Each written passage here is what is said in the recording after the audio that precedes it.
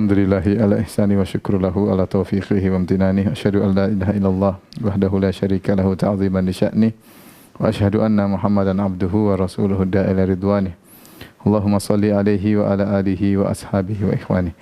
Para pemirsa yang dirahmati Allah Subhanahu wa taala, pada kesempatan yang berbahagia ini kita melanjutkan bahasan kita tentang kisah para anbiya, para orang-orang mulia yang dipilih oleh Allah Subhanahu wa taala, yang Allah menyuruh kita untuk meniru mereka. Fabihudahum muqtadih, ikutilah petunjuk mereka.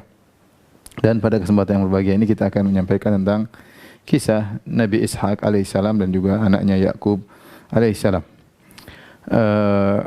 yang merupakan nenek moyang dari Bani Israel. Nabi SAW dalam Sahih Al-Bukhari pernah memuji Nabi Yusuf alaihissalam beserta nenek moyangnya. Kata Nabi SAW, Al-Karim, Ibnul Karim, Ibnul Karim, Ibnul Karim, Yusuf bin Yakub bin Ishaq bin Ibrahim alaihimussalam. Dalam hadis Ibnu Umar, kata Nabi, yang mulia, putranya yang mulia, putranya yang mulia, putranya yang mulia. Siapakah ini?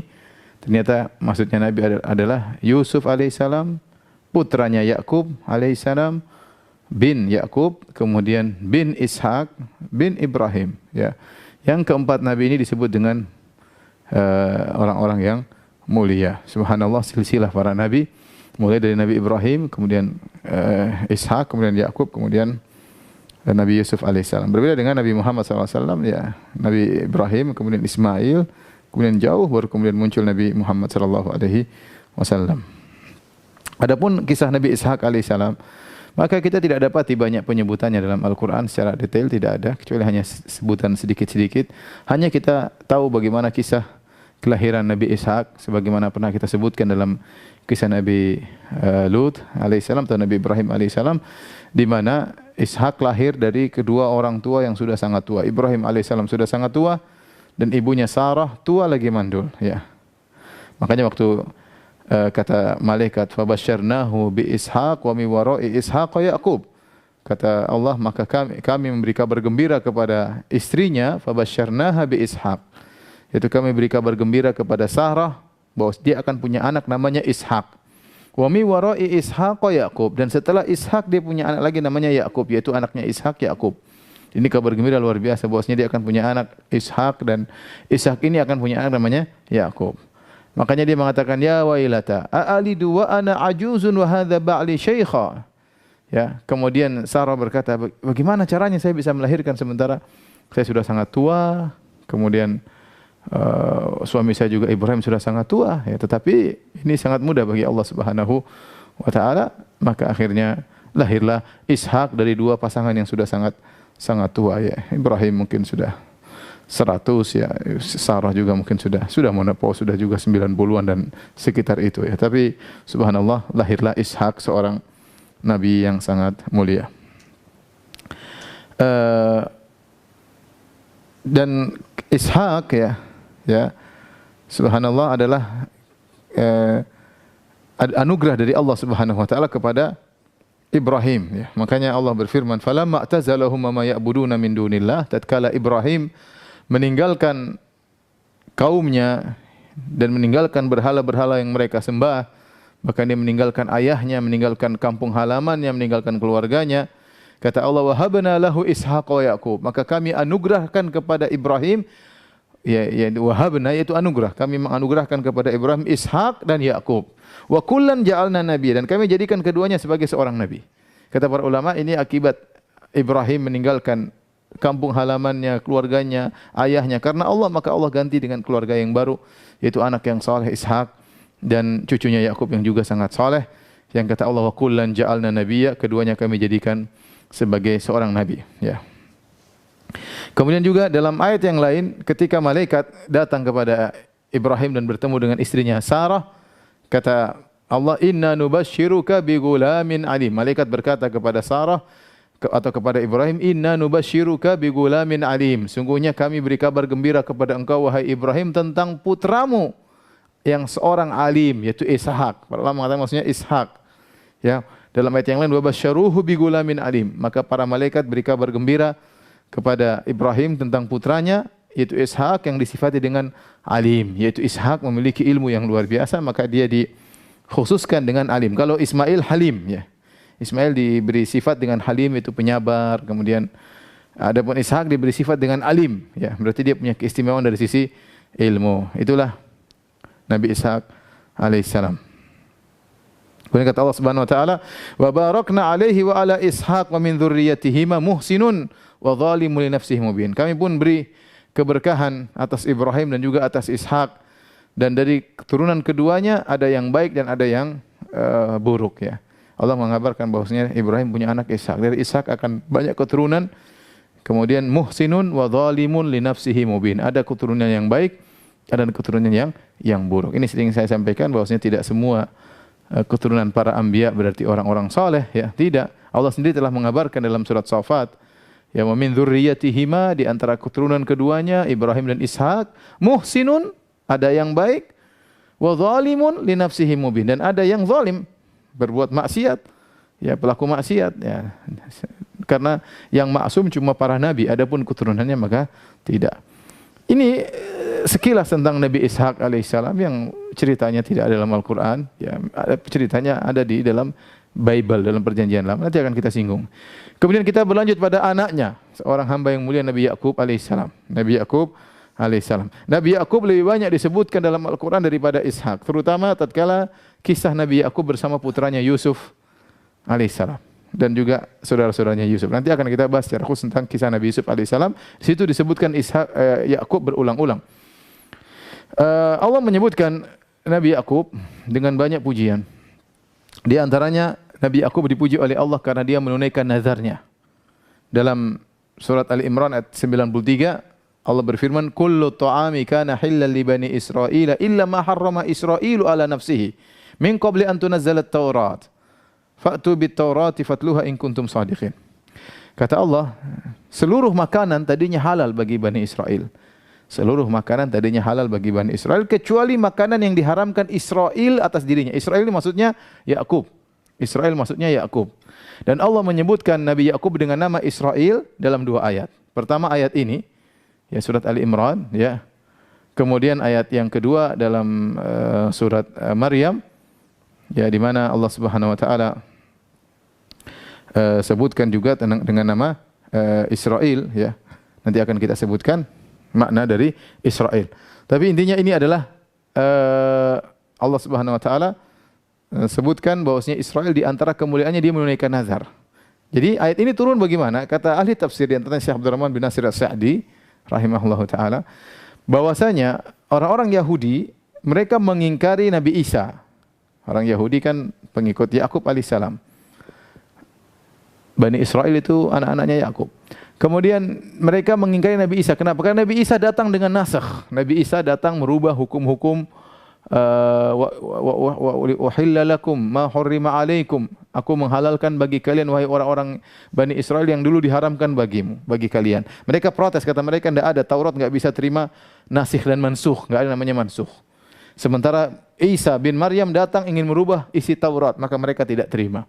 Mereka tidak terima. Apalagi kemudian datang Nabi Muhammad SAW yang kemudian merubah secara total Taurat dan Injil. Mereka lebih tidak terima lagi. Sedangkan Isa mereka tidak terima karena Isa mengadakan perubahan terhadap Taurat, apalagi Nabi Muhammad SAW. Oleh kerana Allah bantah mereka, kata Allah, lihatlah, kullu ta'ami kana halal li bani Israil illa ma harrama Israilu ala nafsihi. Dulu makanan halal semua bagi Bani Israel. Sebelum turun Taurat, ya. Karena Taurat datang turun kepada Nabi Musa alaihissalam. Sebelum datang Taurat, makanan halal semuanya. Kemudian Israel mengharamkan atas dirinya, illa ma harrama Israil ala nafsih. Israel mengharamkan makanan pada dirinya. Kenapa? Apa ceritanya Israel mengharamkan? Israel maksudnya Yakub. Apa ceritanya Yakub mengharamkan makanan bagi dirinya? Disebutkan oleh para ahli tafsir, dia mengalami suatu penyakit namanya irqun nasa, yaitu semacam penyakit di pinggang. Ada yang mengatakan mirip dengan saraf kejepit, mirip dengan saraf kejepit ya. Jadi dia kesakitan, akhirnya dia bernazar kepada Allah, ya Allah, kalau aku sembuh, aku tidak akan memakan makanan yang paling aku sukai. Itu disebut daging onta atau susu onta. Dia bernazar, saya tidak akan makan makanan yang paling aku cintai tersebut kalau saya sembuh. Ternyata Allah sembuhkan dia. Begitu Allah sembuhkan dari penyakitnya, maka dia pun menunaikan nazarnya. Dia menunaikan nazarnya. Allah puji di sini bagaimana Israel atau Yakub alaihissalam menunaikan nazarnya. Akhirnya dia tidak makan onta dan tidak minum susu onta. Di sini Allah ingin membantah mereka, kalian melarang nasakh sementara perubahan hukum pernah terjadi. Dahulu sebelum Taurat turun, makanan halal kecuali yang diharamkan oleh Israel. Kemudian setelah datang Taurat, berubah lagi hukumnya. Kemudian ada pengharaman akibat perbuatan mereka, sebagian makanan diharamkan. Kemudian datang Nabi Isa alaihissalam menghalalkan apa yang diharamkan, dan ini mudah terjadi.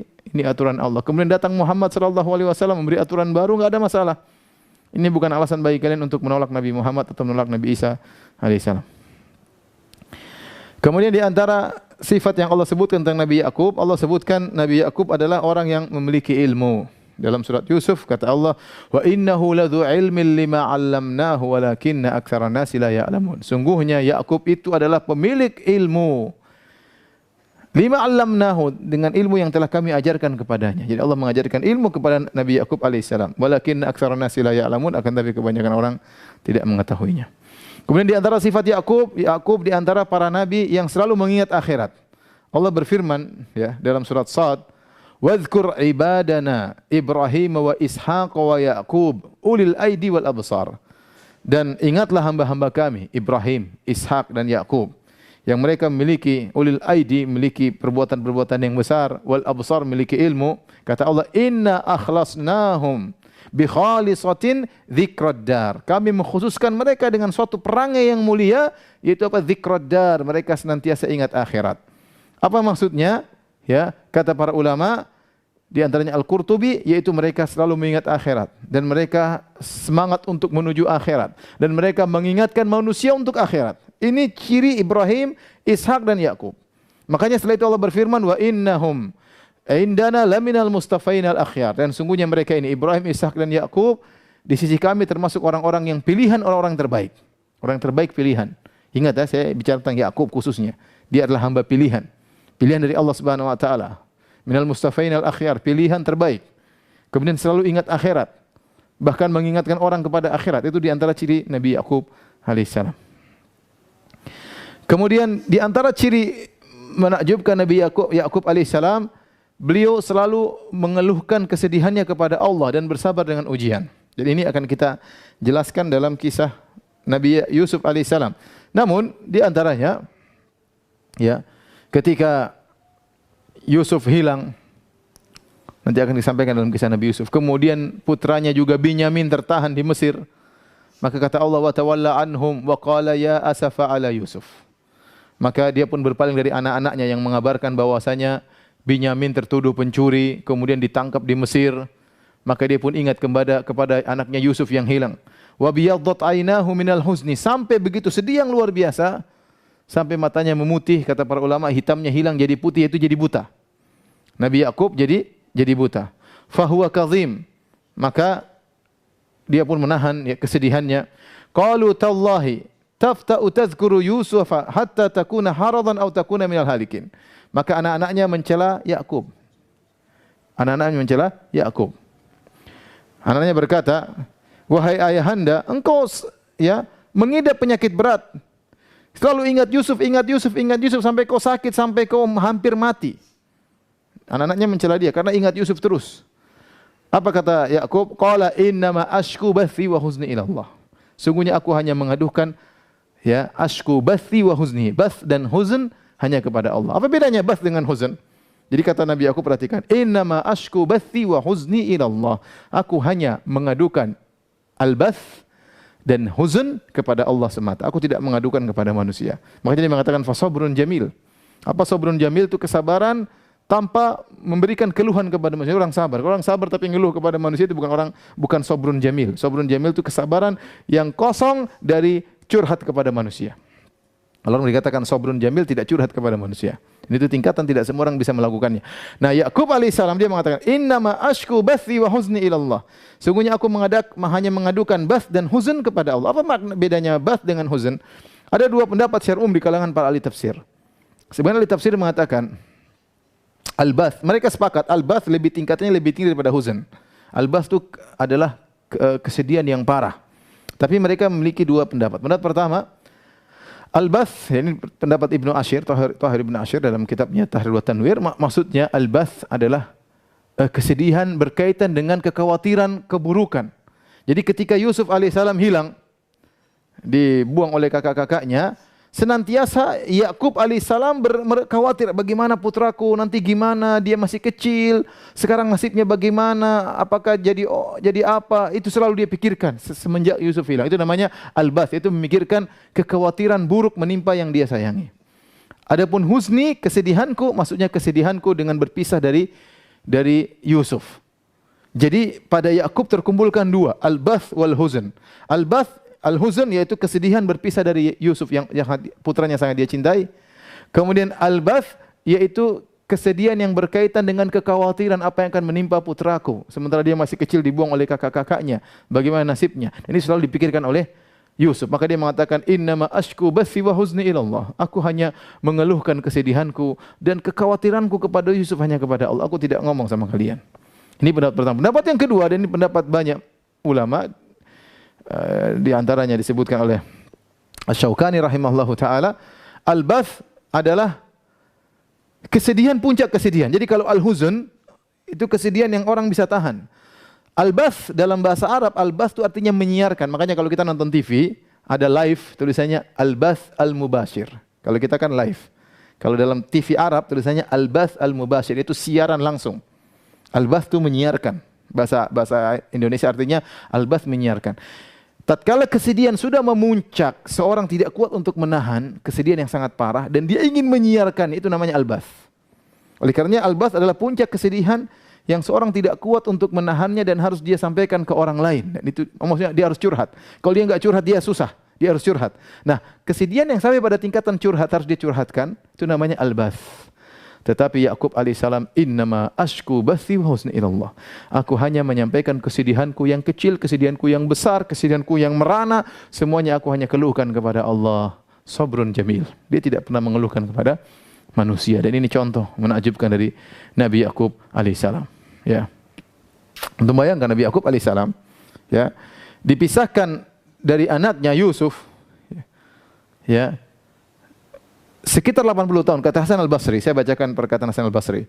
Kana mundzu faraka Yusufu Yaquba ila an iltaqaya 80 sanah. Sungguhnya perpisahan antara Yakub dengan putranya Yusuf 80 tahun. 80 tahun berpisah.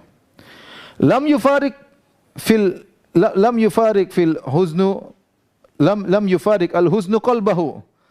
Selama itu kesedihan tidak pernah lepas daripada hatinya. Wa dumu'uhu tajri ala khaddaihi, dan air matanya selalu mengalir di atas dua pipinya.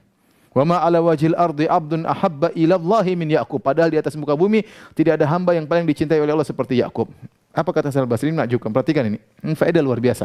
Kata Hasan al-Basri rahimahullah, seorang ulama tabi'in, dia berkata, Yakub alaihissalam adalah orang yang paling dicintai di zamannya. Siapa yang paling cintai? Tidak ada. Ishak sudah meninggal dunia. Yusuf masih kecil, belum jadi nabi yang top waktu itu. Masih kecil, baru Allah akan mengangkat dia menjadi seorang nabi. Yang paling mulia di atas muka bumi tatkala itu adalah Yakub alaihissalam. Tetapi 80 tahun semenjak dia berpisah dari Yusuf selalu menangis, tidak pernah berhenti menangis. Sampai ujungnya terakhir dia buta alaihissalam. Padahal dia adalah orang yang paling dicintai oleh Allah di atas muka bumi ini. Ini dalil bahwasanya kalau Allah mencintai seorang bukan berarti dapat kesenangan terus. Bukan berarti kalau orang disayang sama Allah berarti dia kaya, kemudian dia selalu sehat, dia selalu senang-senang, tidak ada masalah problematika, tidak ada. Bukan begitu, tidak harus demikian. Lihat Yusuf alaihissalam, lihat Yakub alaihissalam, orang yang paling dicintai oleh Allah tapi penderitaannya 80 tahun, tidak berhenti-berhenti. Selalu menangis. Maka maksud saya ini berat, ini teori, tapi ini teori kita berusaha ngerti dulu, entah prakteknya urusan belakangan. Tapi maksud saya, kalau kita terkena musibah, jangan selalu suudzon kepada Allah. Kita enggak tahu. Bisa jadi Anda dikasih musibah karena Allah sayang kepada Anda. Kata Nabi SAW, Inna Allah idha ahabba qawman ibtalahum. Sungguhnya Allah jika mencintai suatu kaum, Allah akan menguji mereka. Oleh karena ini Yakub alaihissalam seorang yang sabar luar biasa. Kemudian di antara sifat mulia Yakub alaihissalam, perhatian dia kepada anak-anaknya. Perhatian luar biasa. Saya akan sebutkan beberapa perhatian. Pertama, sabar dia terhadap anak-anaknya durhaka. Anaknya 12, nanti akan disebut. Anaknya 12 laki-laki durhaka, kurang ajar. Yang tidak kurang ajar cuma Yusuf sama Binyamin. Yang 10 kompak untuk durhaka ya, menipu bapaknya Nabi mereka tipu. Nanti akan kita sampaikan dalam kisah Nabi Yusuf alaihissalam. Akhirnya Yusuf dibuang, lemparkan dalam sumur, dijual. Durhaka anak-anak ini. Bayangkan punya anak 10 durhaka semua, ya. Tapi Nabi Yakub alaihissalam sabar. Yang kedua, Yakub alaihissalam memperingatkan bahaya hasad kepada anak-anaknya. Ini berapa bentuk perhatian Yusuf kepada anaknya. Seperti Yakub memperingatkan bahaya hasad kepada Yusuf. Waktu Yusuf mengatakan ya abati ini ahada asyara kaukaban wa syamsa wal qamara ra'aytum li sajidin. Wahai ayahanda, ya. Aku melihat ada 11 bintang, rembulan dan matahari sujud kepadaku. Apa kata Nabi Yakub alaihissalam? La taqsus ru'yaka ala ikhwatika fayakidu laka kaida. Wahai Yusuf, jangan kau ceritakan kepada saudara-saudaramu. Mereka akan buat makar kepadamu. Kenapa? Saudara-saudaramu hasad nanti. Jangan cerita. Jadi sayang kepada anaknya, jangan sampai cerita kepada kakak-kakak yang lain, nanti akan hasad. Bahaya hasad. Yang kedua juga ketika akhirnya Nabi Yakub menyuruh anak-anaknya untuk mencari Yusuf alaihissalam. Suruh pergi ke Mesir. Kata Nabi Yakub alaihissalam, "Ya baniya la tadkhulu min babin wahid, wadkhulu min abwabin mutafarriqah." Wahai anak-anakku, kalau kalian nanti pergi masuk ke kota Mesir, jangan kalian masuk satu pintu, berpisah-pisahlah, berpencarlah kalian. Kenapa kata para ulama? Rata-rata ulama mengatakan Yakub alaihissalam khawatir anaknya terkena ain. Kenapa mereka 11 orang, gagah-gagah badannya, kemudian bajunya beda dengan baju orang Mesir, ganteng-ganteng orangnya, akan menjadi pusat perhatian. Maka pisah-pisahlah, satu dari pintu sana, satu dari pintu sini. Dulu di Mesir ada beberapa gerbang untuk masuk, ya. Jadi nasihat kenapa? Agar jangan mereka terkena hasad, ya. Atau jangan sampai mereka jadi pusat perhatian, kemudian ada para pencuri atau penyamun yang akan merampok mereka. Kemudian Nabi Yakub juga mengajarkan kepada anaknya untuk bertawakal. Setelah Nabi Yakub berkata, "La tadkhulu min babin wahid, wadkhulu min abwabin mutafarriqah, wa ma ughni 'ankum minallahi min syai'. Inil hukmu illa lillah. Alaihi tawakkaltu wa alaihi falyatawakkalul mutawakkilun." Perhatikan kata Nabi Yakub, "Wahai putra-putraku, kalian ingin ketemu pembesar di Mesir. Caranya bagaimana? Masuklah kalian ke Mesir, jangan bareng-bareng satu pintu, pergilah dengan pintu yang berbeda-beda. Kenapa kalau kalian masuk satu pintu rame-rame, bisa kalian dihalangi, bisa ada yang mencuri, ada yang merampok, bisa terkena ain, bisa akhirnya kalian tidak sampai pada sang pembesar yang baik yang ada di Mesir. Maka masuklah kalian dari pintu yang berbeda-beda. Tapi ingat, kata Nabi Yakub, "Mama ugni ankum minallahi syai'a." Mama ugni ankum minallahi min syai'. Aku tidak bisa. Ini sekedar ide, sekedar nasihat, tapi urusan Allah. Ini sekedar nasihat tapi keputusan di tangan Allah. Oleh karenanya, inil hukmu illa lillah. Keputusan di tangan Allah. Kalian sudah berusaha, kalau terjadi sesuatu ya bukan urusanku. Serahkan. Jadi serahkan kepada Allah. Alaihi tawakkaltu, aku bertawakal kepada Allah. Wa alaihi falyatawakkal mutawakkilun. Hendaknya orang-orang bertawakal kepada Allah. Jadi Yakub alaihissalam mengajarkan namanya tawakal yang benar adalah berusaha. Jangan masuk bareng-bareng, masuk berpisah-pisah. Tapi jangan sampai hatimu terikat kepada sebab tersebut. Karena keberhasilan hanyalah urusan Allah Subhanahu wa taala. Ini nasihat luar biasa dari Yakub kepada putra-putranya. Kemudian juga Yakub mengajarkan kepada anaknya itu tidak putus asa. Ya bani yadhhabu fatahassasu min Yusufa wa akhihi wa la tayasu min rahillah. Wahai anak-anakku, pergilah kalian carilah kabar tentang Yusuf dan saudaranya dan jangan kalian putus asa dari rahmat Allah. Jangan pernah putus asa, kata Nabi Yakub. Dia saja sudah 80 tahun terpisah dari Yusuf, dia tidak putus asa. Dia berdoa, setelah 80 tahun baru Allah kabulkan doanya. Bayangkan, tidak putus asa dengan doa kepada Allah Subhanahu wa taala. Selama masih bernafas, masih bisa nyawa di dalam nafas, masih di kerongkongan, berdoa terus, tidak ada putus asa. Dan dia yang mengatakan, "Wala tayasu mir rahillah." Wahai anak-anakku, jangan putus asa dari rahmat Allah Subhanahu wa taala. Sementara dia sudah 80 tahun terpisah dari putranya Yusuf alaihissalam. Dan di antara perhatian dia kepada anak-anaknya alaihissalam, dia mewasiatkan tatkala akan meninggal dunia. Kata Allah, "Am kuntum syuhada idh hadara Yaqubal maut." Apa kalian hadir tatkala Yakub akan meninggal dunia? Idh qala li banihi ma ta'buduna min ba'di. Tatkala dia berwasiat kepada putra-putranya, apa yang kalian sembah setelah aku? Qalu na'budu ilahaka wa ilaha abaika. Maka mereka berkata, kami menyembahmu, menyembah Tuhan bapakmu, ya, Ibrahim, Ismail dan Ishak, ilahan wahidah. Kami akan menyembah ya Tuhan nenek moyangmu, yaitu Tuhan yang esa. Wa nahnu lahu muslimun. Dan kami menyerahkan diri kepada Tuhan tersebut. Inilah kisah Nabi Yakub alaihissalam dalam Al-Quran. Dan kebanyakannya disebutkan dalam kisah Nabi Yusuf alaihissalam. Taib. Para pemirsa yang dirahmati Allah Subhanahu wa taala. Saya katakan tadi Yakub nama lainnya Israel. Allah sebutkan dalam dua ayat Al-Qur'an bahwasanya Yakub namanya Israel. Di antaranya tadi dalam surat Ali Imran, kullu ta'ami kana halal li bani Israil illa ma harrama Israilu ala nafsih. Kecuali makanan yang diharamkan Israel terhadap dirinya. Israel maksudnya Yakub. Yang kedua yaitu dalam surat Maryam kata Allah ulaika alladziina an'ama Allahu 'alaihim minan nabiyyin min dzurriyyati Adam wa mimman hamalna ma'anuh wa min dzurriyyati Ibrahim wa Israil. Ya, dari keturunan Ibrahim dan Israil. Israil maksudnya Yakub. Yakub alaihissalam. Apa makna Israil? Israil maknanya adalah hamba Allah. Sama seperti Mikail, Jibril, Israfil, ya. Il itu kata sebagian ulama, il maksudnya Allah secara bahasa Ibrani. Il artinya Allah. Israil artinya Abdullah. Kata mereka Jibril dari Gebrail dalam bahasa Ibrani artinya orang sosok yang kuat, yang sosok yang kuat itu malaikat yang sangat kuat. Jibril. Intinya maksudnya Allah Subhanahu wa taala. Jadi Israil maksudnya hamba Allah Subhanahu wa taala. Nah, bagaimana kisah Yakub alaihissalam? Kita tidak mendapat literatur dalam berita tentang Nabi Yakub yang detail dalam literatur Islam. Kita hanya mendapat berita tentang Yakub alaihissalam dalam literatur orang-orang ahlul kitab. Oleh karenanya para ulama yang bahas tentang Nabi Yakub alaihissalam mereka menukil dari Israiliyat, dari literatur ahlul kitab. Di antaranya dari Perjanjian Lama.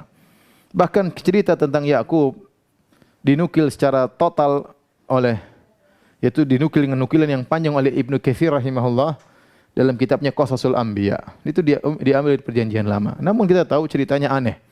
Maka pada kesempatan kali ini saya akan menyampaikan tentang kisah Yakub alaihissalam menurut Perjanjian Lama. Kita bandingkan dengan bagaimana Yakub dalam Islam.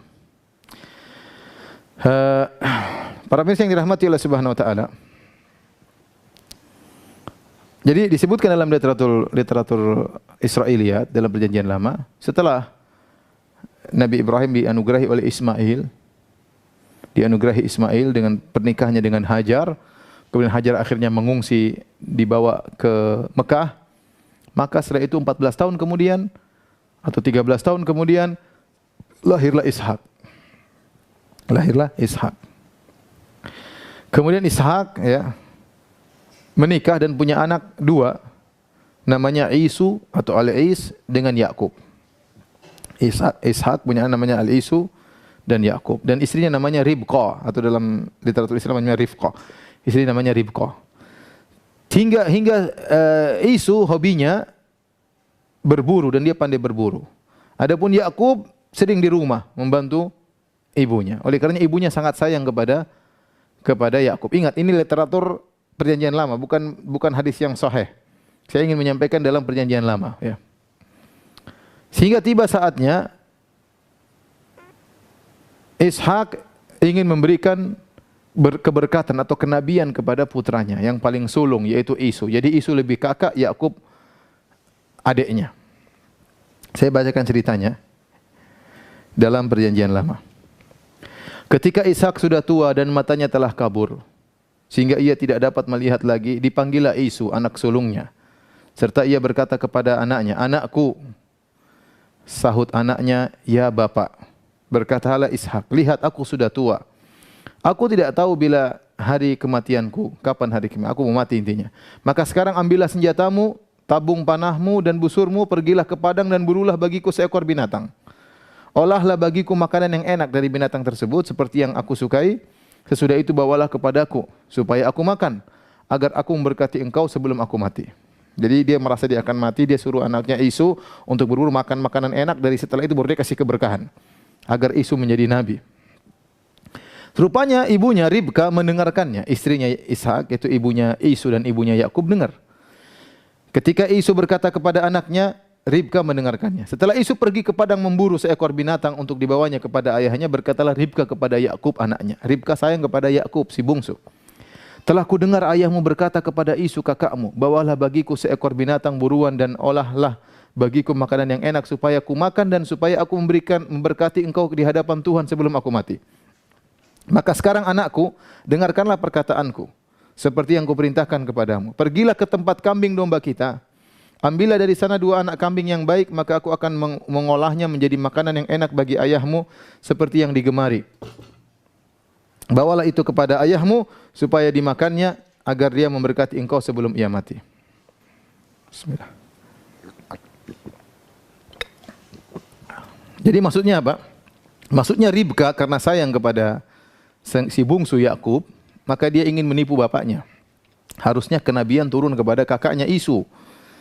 Tapi akhirnya sudahlah, biar dia lagi sibuk berburu, kita ada kambing di belakang, sudah potong aja. Nanti saya yang masakin, kau yang bawa kepada bapakmu. Akhirnya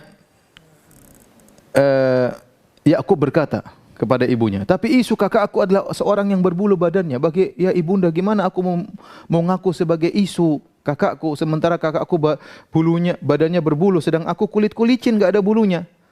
Mungkin ayahku akan meraba aku nanti, maka dia akan menyangka bahwa aku mempermainkan dia. Dengan demikian aku akan mendatangkan kutuk atas diriku dan bukan berkat. Tapi ibunya berkata kepadanya, akulah yang menanggung kutuk itu anakku. Dengarkan saja perkataanku, pergilah ambil kambing-kambing itu. Subhanallah, ini Ishak Nabi, jadi istrinya Ribka kerjasama dengan putranya Yakub untuk membohongin Ishak. Ishak kebetulan sudah tua, enggak bisa melihat. Lalu akhirnya Yakub mengambil kambing-kambing, kemudian dibawa kepada ibunya, dimasak sesuai dengan masakan kegemaran bapaknya. Setelah itu dia ambil baju Isu, disuruh pakai oleh Yakub. Intinya Yakub menyamar jadi Isu. Kemudian akhirnya supaya badannya kelihatan berbulu, kulit kambing diambil dengan bulunya, dilipatkan di lehernya, di tangannya, ya. Kemudian setelah itu dibawakan kepada bapaknya. Akhirnya Yakub datang. Wahai bapak, kata Ishak, wahai anakku, siapakah engkau? Kata Yakub, aku adalah Isu, anak sulungmu. Telah kulakukan seperti apa perintahmu. Bangunlah, duduklah dan makanlah daging buruan masakanku ini agar bapak memberkati aku. Ini semua kedustaan, bayangkan. Yakub bohongin bapaknya. Lalu Ishak berkata kepada anaknya itu, lekas juga engkau mendapatkannya anakku. Kau cepat pulang intinya. Karena Tuhanmu karena Tuhan Allahmu membuat aku mencapai tujuanku. Yakub bilang, iya, karena Tuhan saya diberkati makanya cepat. Lalu Ishak berkata kepada Yakub, datanglah mendekatkan dirimu wahai anakku, supaya aku meraba engkau. Apakah engkau ini benar Isu atau bukan? Maka Yakub mendekati Ishak. Ayahnya dan ayahnya itu pun merabanya serta berkata, kalau suaramu suara Yakub, tapi kalau tangannya Isu, tanganmu buluan tapi suaranya Isu. Padahal pakai kulit kambing. Ishak tidak mengenalnya karena tangannya berbulu seperti tangan Isu, kakaknya. Ishak hendak memberkati dia, tetapi ia masih bertanya, benarkah engkau ini Isu? Yakub bohong lagi. Iya ayah. Lalu Ishak berkata, dekatkanlah makanan itu kepadaku supaya ku makan daging buruan masakan anakku, agar aku memberkati engkau. Jadi didekatkanlah makanan itu kepada ayah, lalu ia makan. Intinya akhirnya saya terlalu panjang ini nanti bisa buka perjanjian lama, nanti yang punya Injil silakan buka ya. Intinya dikasih makan, akhirnya diciumlah, dikasih berkat. Engkau akan jadi penguasa, saudara-saudaramu akan tunduk kepadamu dan seterusnya berkat-berkat yang didoakan Ishak kepada Yakub. Akhirnya setelah itu datanglah Isu belakangan, sudah masak, sudah siap, kemudian datang. Dia mengatakan, "Bapak, ini makanan sudah siap." Kata Ishak, "Siapa engkau ini?" "Aku Isu." Ishak kaget, "Loh, tadi siapa yang bawa makanan? Aku telah makan semuanya, sudah selesai, berkat sudah selesai." Akhirnya dia pun nangis. Wah, Isu orang menangis ya. Ya, kemudian, "Berkatilah aku juga Bapak, jangan semua si Yakub doang, aku juga." Kata Ishak, ya, adikmu telah datang dengan tipu daya. Aku telah dibohongin oleh Yakub adikmu. Dia telah merampas berkat darimu. Akhirnya, apakah bapak tidak punya berkat yang lain? Kata Isu. Kata Ishak, sudah enggak ada, selesai, cuma satu berkat. Subhanallah, ini cerita apa? Kitab suci apa dongeng ini? Isu berkata, "Berkatilah aku juga ya Bapak." Dengan suara keras menangislah Isu. Lalu Ishak ayahnya menjawab, "Sungguhnya tempat kediamanmu akan jauh dari tanah-tanah gemuk di bumi dan jauh dari embun dari langit di atas. Engkau akan hidup dari pedangmu dan engkau akan menjadi hamba adikmu. Sudah terlanjur kau akan jadi anak buah adikmu di kemudian hari." Intinya, Isu menaruh dendam kepada Yakub karena berkat yang telah diberikan oleh ayahnya kepadanya. Ia berkata kepada dirinya, hari-hari berkabung karena kematian ayahku, itu tidak akan lama lagi. Pada waktu itulah Yakub, adikku akan kubunuh. Ishak berdendam. Bukan Ishak, Isu. Pokoknya kalau bapak Ishak sudah meninggal, bapakku Ishak meninggal, akan kubunuh si Yakub. Akhirnya Ribka mendengar putra sulungnya ingin bunuh adiknya Yakub. Maka dia panggil Yakub, ibunya Ribka.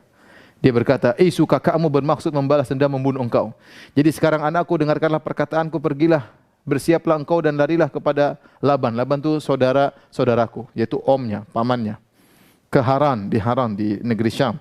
Dan tinggallah padanya beberapa waktu lamanya sampai kegeraman dan kemarahan kakakmu itu surut daripadamu. Dan ia lupa apa yang telah engkau perbuat kepadanya. Kemudian aku akan menyuruh orang menyebut engkau dari situ. Mengapa aku akan kehilangan kamu berdua pada satu hari juga. Akhirnya inilah ceritanya. Kata ibunya, "Udah Yakub, kamu segera pergi." Maka pergilah Yakub. Ini cerita, subhanallah, dibingungkan oleh para pendeta. Mereka gimana nafsirkan cerita ini? Bagaimana kenabian dirampas dengan kelicikan, kebohongan? Pertama, perhatikan. Pertama, cerita ini menuduh Ribka, istrinya Nabi, kurang ajar. Bayangkan bohongin suaminya. Bohongin kerjasama dengan putranya Yakub. Kemudian menjelaskan Yakub tukang bohong. Bayangkan bohongin bapaknya. Bagaimana tukang bohong jadi Nabi? Yakub kok bisa jadi nabi? Bohongin bapaknya untuk merebut keberkatan dari dari kakaknya. Kemudian apakah kenabian adalah keturunan yang berhak Ishak kasih sana kasih sini? Kemudian kalau Ishak bisa ditipu, bagaimana Allah mau tertipu? Bukankah keberkatan dari Allah? Allah kan tahu ini Yakub bohongin, masa mau dikabulkan doanya Ishak? Ini kayak cerita Yunani atau cerita apa? Bagaimana cerita seperti ini? Ya. Kemudian bagaimana mungkin setelah itu Yakub masih didoakan lagi oleh Ishak? Setelah itu Ishak sudah tahu Yakub bohongin, dia masih didoakan lagi sama Ishak. Ya, ini aneh. Ini intinya mencela Yakub, dikatakan pembohong, padahal ini nenek moyang mereka Yakub.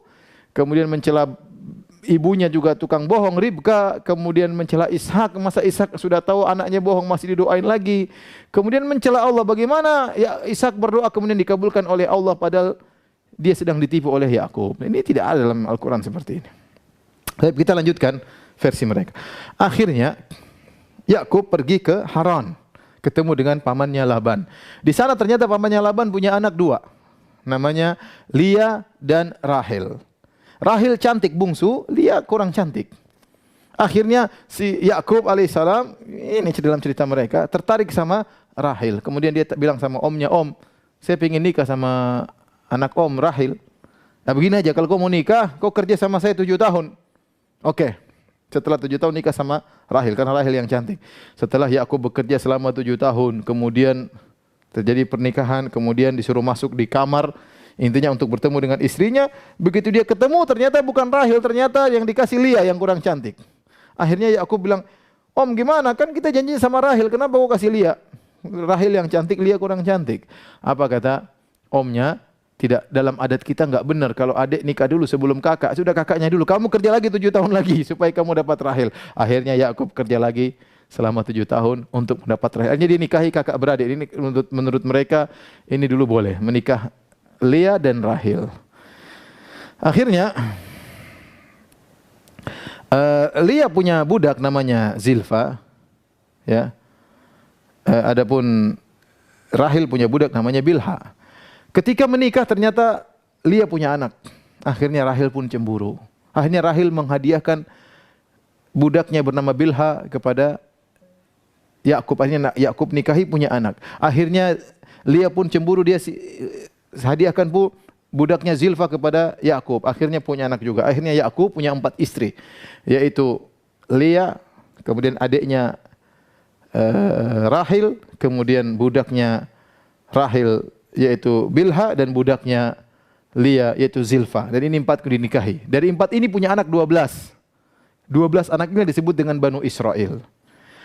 Adapun Rahel, inilah ibunya Binyamin dan Yusuf. Rahel ini ibunya Binyamin dan Yusuf. Adapun 3 yang lain punya anak 10.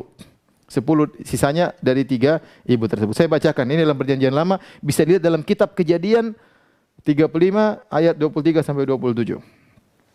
Dari istri pertamanya Lia lahirlah anak bernama Ruben, Simon, Lawi, Yahuda, Isakhar dan Zebulon. Dari Rahel lahir Yusuf dan Binyamin. Dari Bilha lahirlah Dan dan Naftali. Dan dari Zilfa, Gad dan Aser. Inilah 12 anak dari Yakub, yang 12 anak disebut dengan Bani Israel. Dua di antaranya Benyamin dan Yusuf, ibunya Rahil. Sisanya nanti cemburu kepada Benyamin dan Yusuf. Akan kita sebut dalam kisah Nabi Yusuf alaihissalam. Baik, kita masih ada sedikit waktu. Di antara cerita yang aneh dalam Bible, dalam Perjanjian Lama, kisah judulnya Yakub bergulat melawan Allah. Bayangkan, Yakub bergulat melawan Allah. Jadi Yakub berkelahi lawan Tuhan. Ini aneh dan ini cerita dibikin bingung para pendeta gimana menafsirkan cerita ini. Sampai sekarang mereka bingung coba tafsirkan cerita ini. Jadi ceritanya suatu hari, jadi Yakub ini takut tahu kakaknya Isu datang ingin membunuh dia, maka dia pun kabur ketakutan. Ya, sampai dia bawa istrinya, kedua istrinya, bawa kedua budaknya, akhirnya menyeberangi tempat sungai dan yang lain. Ini dia pergi, ya. Ketika, ya, saya bacakan penulisannya. Pada malam itu Yakub bangun dan ia membawa kedua istrinya, kedua budaknya perempuan dan ke-11 anaknya, dan menyeberangi di tempat penyeberangan sungai Yabok. Sesudah ia menyeberangkan mereka, ia menyeberangkan juga segala miliknya. Lalu tinggallah Yakub seorang diri. Perhatikan, dan seorang laki-laki bergulat dengan dia sampai fajar menyingsing. Ada orang laki-laki bergulat sama dia. Ketika orang itu melihat bahwa ia tidak dapat mengalahkannya, orang yang berkelahi dengan Yakub tidak bisa mengalahkan Yakub, ia pukul sendi pangkal Yakub. Maka pangkal Yakub dipukul sama orang tersebut. Lalu kata orang itu, biarkanlah aku pergi karena fajar telah menyingsing. Lepasin aku ingin balik karena fajar sudah terbit. Sahut Yakub, aku tidak akan biarkan engkau pergi jika engkau tidak memberkati aku. Berkati aku dulu sebelum kau pergi. Bayangkan, Tuhan ditangkap suruh kasih berkat. Bertanyalah orang itu kepadanya, siapa namamu? Sahutnya Yakub. Lalu kata orang itu, namamu tidak akan disebut lagi Yakub tapi Israel. Ini asal muasal kenapa menurut mereka Yakub disebut Israel, karena sempat nangkap Tuhan enggak bisa pergi. Sebab engkau telah bergumul melawan Allah dan manusia dan engkau menang. Bayangkan, lawan Tuhan kalah, dia menang. Ya, kata Yakub, katakanlah juga namamu, tapi sahutnya, mengapa engkau menanyakan namaku? Lalu diberkatinya lah Yakub di situ. Jadi Tuhan ini kasih berkat sama Yakub. Yakub menamai tempat itu dengan Peniel, sebab katanya, aku telah melihat Allah berhadapan muka, tetapi nyawaku tertolong. Lalu tampaklah kepadanya matahari terbit ketika ia telah melewati Peniel, dan Yakub pincang karena pangkal pahanya tadi dipukul Tuhan. Itulah sebabnya sampai sekarang orang Israel tidak memakan daging yang menutupi sendi pangkal paha, karena dia telah memukul, karena dia besar, karena dia Allah telah memukul sendi pangkal Yakub pada otot pangkal pahanya. Buka kitab Kejadian 32 ayat 22 sampai 32.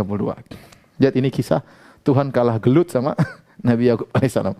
Cuma ini aneh, coba bayangkan. Sebelumnya disebutkan, ini kan ayat Kejadian 32 ayat 20 sampai 32. Sebelumnya ayat 21, ayat 1 sampai 21 cerita bagaimana Yakub ketakutan mau dibunuh sama kakaknya Isu. Tahu-tahu dia ketakutan manusia, tahu-tahu berkelahi sama Tuhan kalah. Kemudian Tuhan mau minta izin, wah Yakub, lepasin aku, sebentar lagi fajar menyingsing. Emang Tuhan kalau fajar menyingsing, Tuhan kenapa? Kayaknya tugasnya harus segera kembali ke langit sebelum fajar menyingsing. Apa Tuhan punya kerja waktu tertentu, ya, dan yang lainnya. Kemudian Tuhan minta dilepasin. Yakub paksa. Enggak, saya enggak dilepasin engkau sampai aku kasih berkat sama saya. Subhanallah.